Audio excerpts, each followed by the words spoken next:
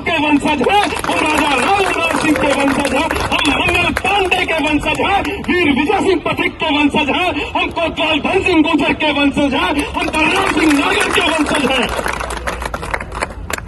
अरे ब्रिटिश की संसद आकर के यहाँ हुकूमत चलाए, उसको दाएं हकवा दी, और यहाँ प्राधिकरण हमारे अधिकारों के लिए बना, वो प्राधिकरण हमारी बात को ना सुने, और कोई नई बात नहीं, वही पुरानी बात जिसको लेकर के आप 2016 की बोर्ड बैठक में गए थे, और आप लोगों ने स्कूल मालिकों को, अस्पताल मालिकों को बोर्ड बैठक में बुलाया, और उस बोर्ड बैठक के माध्यम से उन लोगों को यह निर्देश दिया कि प्रत्येक अस्पताल स्थानीय किसानों के लिए 2 घंटा सुबह 2 घंटे शाम ओपीडी फ्री रखे, स्थानीय किसानों के बच्चों के लिए प्रत्येक स्कूल 25% ट्यूशन फीस में माफी दे, प्रत्येक स्कूल बिना किसानों की सहमति से फीस वृद्धि नहीं कर सकता। आज ग्रेटर नोएडा पर करप्शन फ्री इंडिया संगठन के बैनर तले यहाँ ज्ञापन दिया गया है, और ज्ञापन के माध्यम से ये मांग की गई है कि जो प्राधिकरण की लीज डीड में शर्त है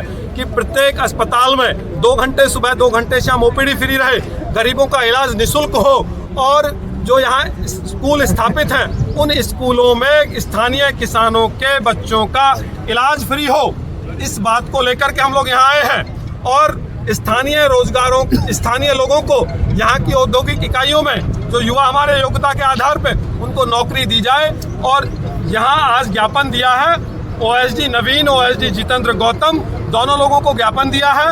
उन्होंने 1 सप्ताह का समय मांगा है, लेकिन हमने उन्हें 21 दिन की जो है समय दिया है। 21 दिन की ये चेतावनी है कि 21 दिन में या तो वो लागू करें, अन्यथा इस बार जो आंदोलन होगा वो आंदोलन क्षेत्र के लोगों का, अथॉरिटी पे नहीं।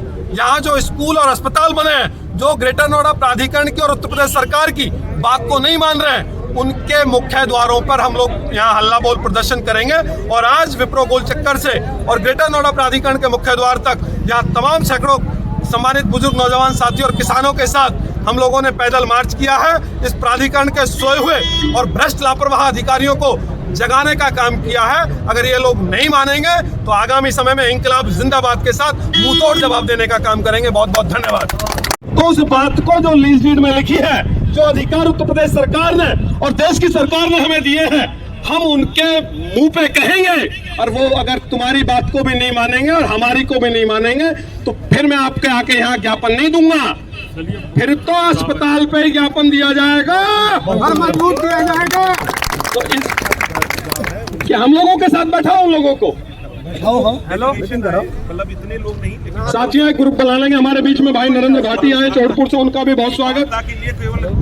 हम लोग एक भी बना लेंगे। अभियान के लिए धन्यवाद भी करूंगा कि आप लोगों ने अलग जगाई है, लेकिन हम बस इतना अनुरोध करेंगे कि 20 साल पहले, 2 दशक पहले, 3 दशक पहले जब लीज डीड के प्रावधान जब किए गए होंगे तो यकीनन ये मान के किया गया होगा कि ये प्राधिकरण अपने स्तर से ये सब एक समाधान सोच रहा होगा यहाँ के किसानों के प्रति कुछ बेहतर करने का। लेकिन उसकी कोई पात्रता शर्त, उसका कोई एक सैद्धांतिक तरीका, कोई लिखत पढ़त में एक ऐसा तरीका नहीं ढूंढा गया जो पिछले 10 सालों 20 सालों में आप देखे होंगे कि इसका सुचारू रूप से संचालन नहीं किया जा सका। ये 20 दशकों पुरानी व्यवस्था में एक लापरवाही का द्योतक है। आज हम अगर कहते हैं कि लीज डीड के प्रावधानों से ऊपर उठ करके सरकार भी अगर ये सोचने को मजबूर हुई है और सरकार के प्रावधान हमारे ही प्रावधानों के क्रम में आगे बढ़ के अंगीकार किए गए हैं, तो उसे भी आप अध्ययन करें। आप लीज डीड तक सीमित न रहें। हो सकता है कि और बेहतर विकल्प निकले और बेहतर समाधान आप दे सकें उसका। आप भी अपने, जैसा कि अभी जितेंद्र जी ने बताया कि 2-3 योजनाएं सरकार की चलती हैं, हम उससे और तालमेल बेहतर कर सकेंगे। सरकार कहीं किसी समय से साथ बधी नहीं है। हो सकता है उसके हमेशा से शासन ने सोचा, उत्तर प्रदेश सरकार ने सोचा, भारत सरकार ने सोचा, एक बहुत बड़े पैमाने पर किसानों के हित की बात इस पूरे क्षेत्र में गुंजायमान है। ऐसी चीज़ों से हम सिर्फ उसे बंद कर रहे हैं, इससे थोड़ा सा और बेहतर करने की सोचिए।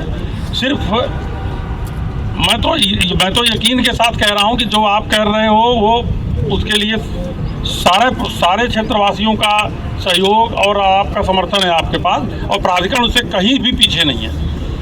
लेकिन कई चीज़ें स्टेक होल्डर की भी सुननी पड़ती हैं। कई चीज़ें आप कह रहे हो कि हमने उनको फ्री दिया, जीएसटी विभाग फ्री नहीं मानता। जीएसटी विभाग इन स्कूल से और उसको फ्री नहीं, मूर्खों करता नहीं, ये लाभ प्राप्त संस्थाएं उनसे जीएसटी लेंगे।